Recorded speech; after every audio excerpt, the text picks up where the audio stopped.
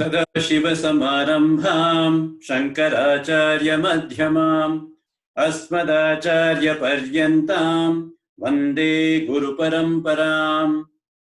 The brief meaning of this verse: I bow down to that Guru Parampara, that lineage of gurus, starting with Sadashiva himself, Adi Shankara in the middle, and continuing up to my immediate teacher. One more verse, one more shloka.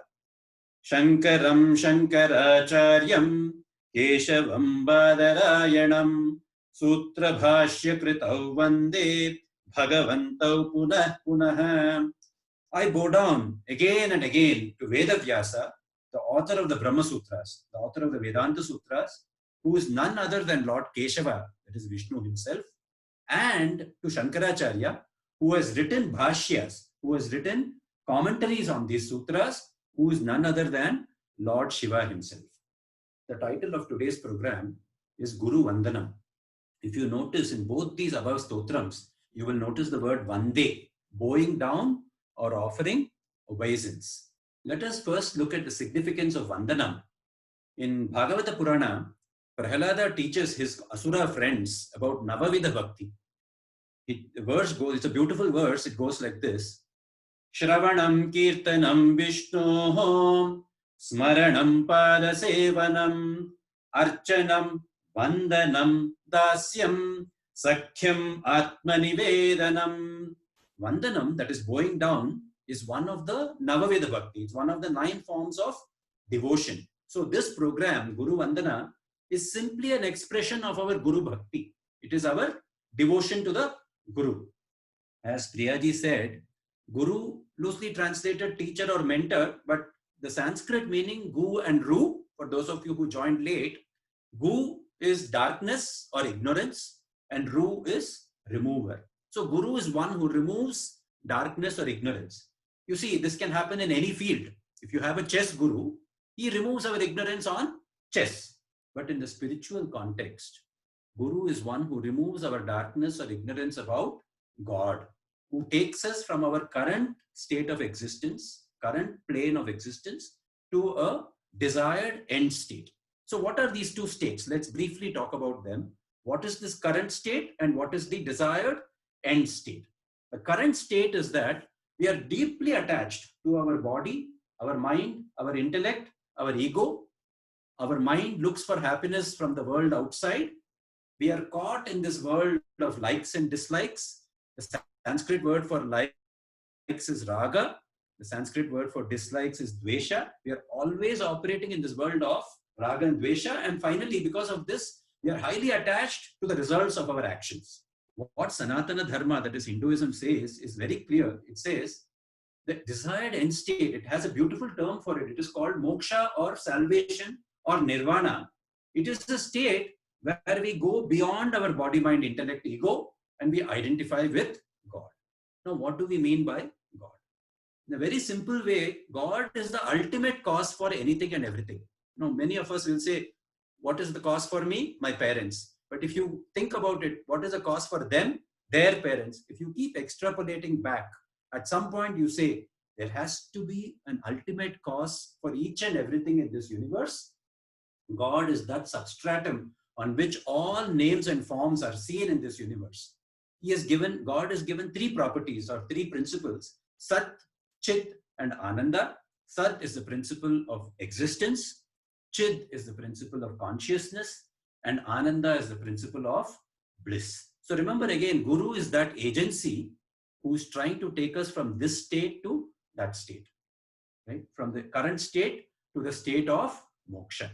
There's a beautiful saying in Patanjali's Yoga Sutra, Mana eva manushyanam karanam bandha moksha yoho. The mind alone is the reason for bondage or salvation in man. So you see, it's very simple. When we say Guru is that agency who's taking us from this state to that state, it is basically an agency. He is basically an agent who's transforming our mind from the state of bondage to a state of moksha. Now, various gurus have come from time to time and they have used different techniques to take us on this path.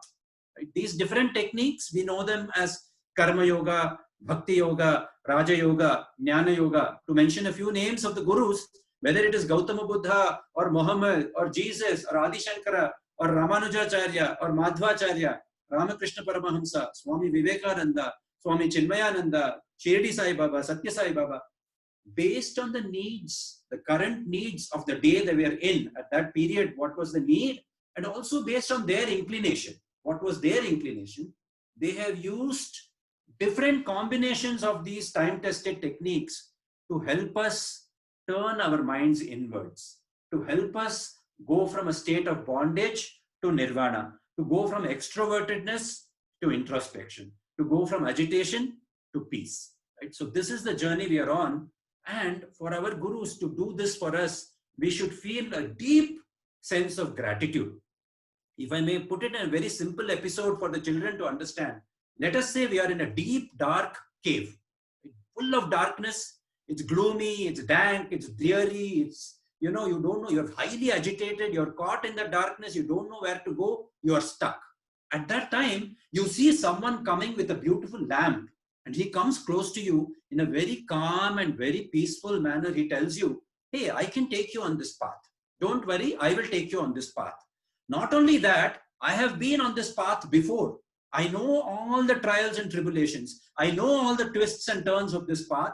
I will take you safely from this path, from this cave, I will take you outwards. So he now takes you by hand and leads you out of this cave, from the darkness to the light. You see, how much gratitude we should feel for such a guru, how much great deep sense of gratitude we will feel. If you see in Guru Stotram, we didn't chant the Guru Stotram today, but if you look at one of those verses, it says, Ajnana Timirandhasya Jnananjana Shalakaya Chakshurun Militam Yena Tasmai Shri Gurave Namaha. Salutations to that Guru who removes the darkness of ignorance and opens our eyes by applying the ointment, the kajal of spiritual knowledge. So this gratitude is what we try to express on a special day, which is Guru Purnima. So Purandaradasa has put it beautifully in one Devarnama. I'll just briefly chant a couple of lines I will sing. In Pantuvarali, Guruvina gulamana kuvatana kadoreyatana mukuti. Guruvina gulamana kuvatana kadoreyatana mukuti. Pari pari shastrava odidarenu Pari pari shastrava odidarenu vyarthavaitu bhakuti Guruvina gulamana guvatanaka doreyatana mukuti. What he says is, till one becomes a servant of the Guru, till one becomes a gulama, a slave of the Guru, he does not get salvation. Reading various shastras, Paripari Shastra Odidareno, if you read various shastras, it is only a waste of devotion. Right? If you don't acknowledge, if you don't become a slave to that Guru, all of it is a waste. And this is what the children also said beautifully in the Guru Ashtakam. It doesn't matter if you have a physique, you have reputation, you have riches, you have a great spouse, sons, grandsons, knowledge of the Vedas, all those may be there, may not, but if one's mind is not centered on the lotus feet of the Guru, what then? What then? What then? Tatah kim, tatah kim, tatah kim. So Guru Purnima, again coming back to Guru Purnima now, it's celebrated on the Purnima day of the month of Ashada. It represents the full moon day, considered a very auspicious day. It also coincides very importantly with sage Vyasa's birth anniversary. Vyasa Jayanti, also known as Vyasa Purnima. Vyasa is also called Krishna Dvaipayana.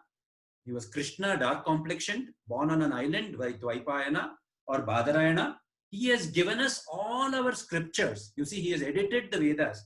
Veda is Shruti Mata, it is revealed knowledge. So he did not create the Vedas, but he compiled the 4 Vedas. Rig, Yajur, Sama, Atharva. He wrote the Vedanta Sutras, as we talked about before. He wrote the Mahabharata. He wrote the Puranas, including the crest jewel of them all, Bhagavata Purana. we owe him a great sense, huge debt of gratitude. Similarly with Adi Shankara, he came at a time when Hinduism was in doldrums, highly ritualistic, all animal sacrifices, lots of ritualism, and he came and re-established through debate, through stotrams, through bhashyams, commentaries. He re-established the tenets of Hinduism, something that we follow even today. We follow his tenets at this point. Like that, each and every guru has something very special. You look at Ramana Maharshi, he is modern day example of self-realization through Jnana Marga. Swami Chinmayananda was a dynamic karma yogi. Satya Sai Baba, beautiful combination of karma and bhakti yoga. He basically gave us the message, love is service. Right? So beautiful combination. So today, Guru Parampara Day, it's our opportunity to express our gratitude towards them. It's as simple as that. Gurus have given us so much. We express our humble gratitude by celebrating Guru Purnima. Remember, Guru Parampara itself is celebrated, not just Vyasa today, everybody. And remember, our parents are our first gurus. Then you have our teachers and our school and college and all the spiritual giants of the past and the present who continue to inspire us on our respective journeys. So this is the significance I wanted to talk about. I want to thank Satya Sai organization for giving me this opportunity. Hari Om.